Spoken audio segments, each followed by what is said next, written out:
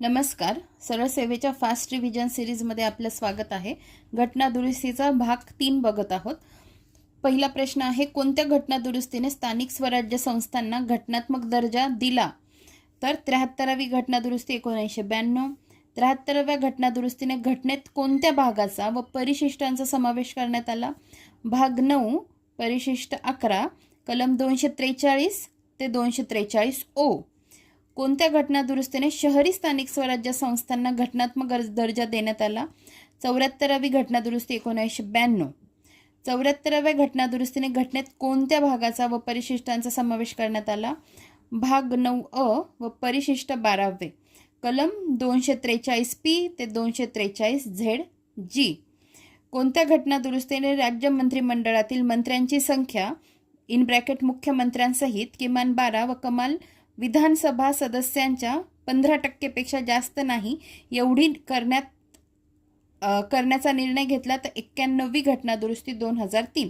92वी घटना दुरुस्ती 2003 ने घटनेत कोणत्या भाषांचा समावेश करण्यात आला? बोडो, मैथिली, संथाळी, डोंगरी. त्यानंतर कोणत्या घटना दुरुस्तीने सहकारी संस्थांना घटनात्मक दर्जा देण्यात आला? तर 97वी घटना दुरुस्ती 2011, अंमलात 13 जानेवारी 2012.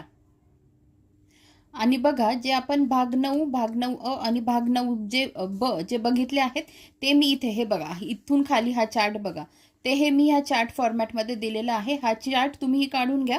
हे बघा, ही 73वी, ही 74वी, ही 97वी घटना दुरुस्ती भाग 9 अ, भाग 9 ब ॲड झालेला आहे.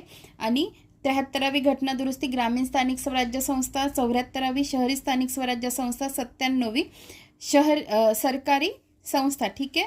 आणि इकडे बघा, 73वी घटना दुरुस्तीने आर्टिकल 243A टू 243O, 74वीने आर्टिकल 243P टू 243ZG आणि 97वी घटना दुरुस्ती किंवा भाग 9 ब मध्ये आर्टिकल 243ZH टू 243ZT. ठीक आहे. या पद्धतीने हा चार्ट अतिशय महत्त्वाचा आहे. धन्यवाद.